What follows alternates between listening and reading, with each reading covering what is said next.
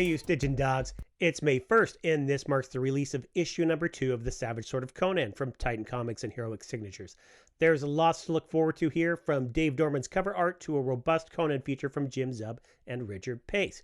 Not to mention the continuation of Patch Zircher's excellent Solomon Kane story, reason enough to buy this second issue, and all of it in the beloved black and white oversized magazine format.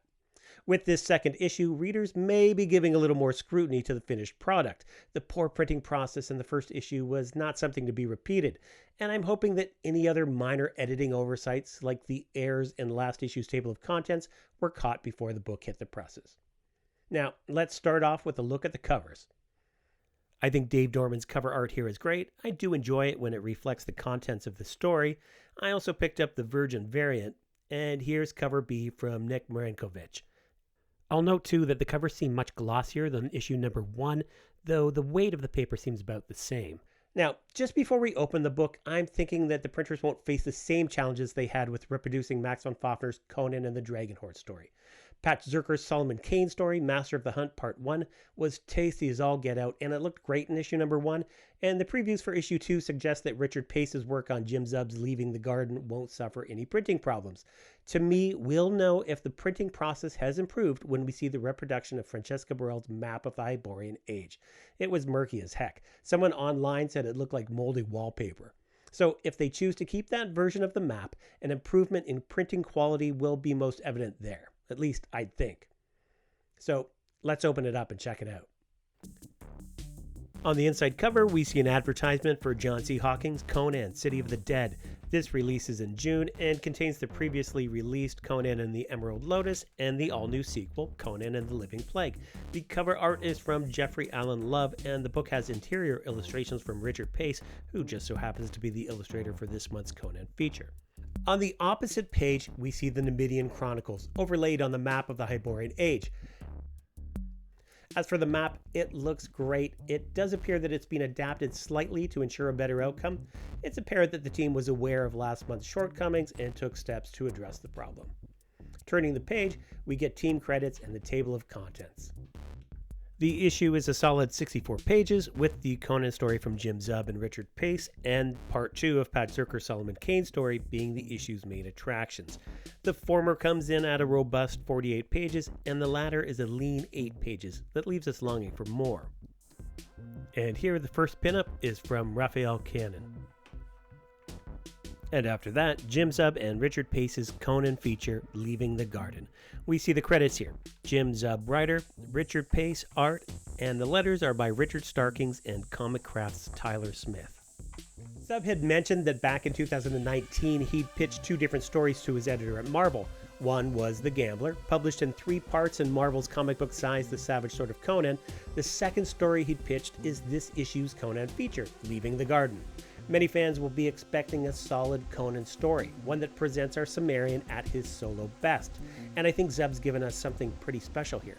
It reads like a horror story. It's pretty disturbing, really, absolutely fit for these pages. As for the art, Richard Pace pursues an almost primitive approach. His lines wonderfully depict the dark primal moments of Conan's survival, while at the same time offering a sense of innocence in the depiction of Conan's young friend. The effect creates all the more dissonance when we see the reality of the child's village life. It's rather disconcerting, really. The story closes in an action-packed and loss-filled denouement. It's both exhilarating and heartbreaking. It's so good, and I think fans are going to like it. This is followed by a pinup from Gerardo Zaffino. Then the Chainmail letters page and Zircher's Master of the Hunt Part 2. The letters on Patch's story are from Richard Starkings and Comic Craft's Jimmy Betancourt. Zircher's story is the continuation of Kane's quest to find the young boy Roland and his father, whilst facing the supernatural spawn of Samhain. The panels are just gorgeous. I can't get enough of the ink work and lighting. It's all so moody. The story is such a tease when compared to the last issue, but these last lines are just awesome. The child Roland and his father may yet live, and if not, neither god nor beast will stay Kane's hand. And then the final pinup is from Nick Marinkovich. This one is, of course, Solomon Kane. On the next page, an advertisement featuring the merchant Rialto beseeching you to visit Conan.com to check out his wares. and then an ad for the currently available Bound in Black Stone trade paperback and the forthcoming Thrice Marked for Death trade paperback. Both of these are must-haves. And on the back cover, details on the next issue, featuring a chilling Conan tale from writer Frank Thierry and artist Carrie Knorr, the exciting conclusion of writer-artist Pat Zircher's Solomon Kane epic, a silent Conan story from writer-artist Alan Quah, a tantalizing sneak peek of John C. Hocking's novel Conan City of the Dead, plus jaw-dropping covers from Alex Horley and Carrie Knorr, incredible art pinups, and more. Add to that a battle poem from Jim Zub, accompanied by an illustration from Roberto de la Torre. It should be an awesome issue. So, I thought issue number 1 of The Savage Sword of Conan was great. Pat Zircher's Solomon Kane story was worth the price of admission, and I thoroughly enjoyed the Conan and the Dragon Horde story. I thought Max von Fofter's art in the issue was excellent, a bold choice.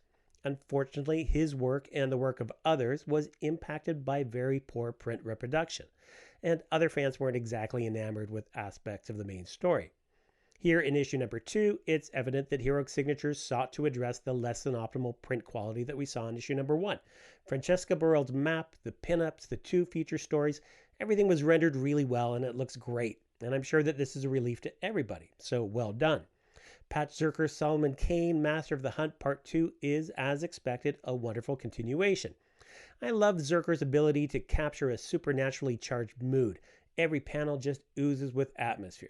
The work is leaner than last month, leaving us wanting more, but that's just more to look forward to next month. Now, as much as readers have been enjoying Jim Zub's work on the ongoing monthly Conan the Barbarian series, there's nothing quite like getting a satisfying one-off Conan tale within the pages of The Savage Sword of Conan. And I know many fans are eager for a solid Conan story that presents our Cimmerian at his solo best. Well, with Leaving the Garden, Jim Zub has likely given us his best Conan story yet. Indeed, this feels like the best Conan story in years. In Zub's story of dark horror, vengeance, and a Cimmerian's stubborn instinct for survival, artist Richard Pace pursues an almost primitive approach in the way he depicts these primal moments. And as the story addresses the innocence of childhood, Pace's technique remains effective, becoming all the more disconcerting and dissonant. All of it is remarkable stuff. And it's amazing to see what Jim Zub, untethered from the demands of monthly continuity, can give us in a story. I think Leaving the Garden is an excellent example of the kind of material that we should expect from a magazine like The Savage Sword of Conan. With quality concerns quelled, we can look forward to the next issue with confidence. Thanks for watching, liking, consider subscribing. Don't forget to grab your free Comic Book Day copy of Conan Battle of the Black Stone, and until next time, take it easy, you Stygian Dogs.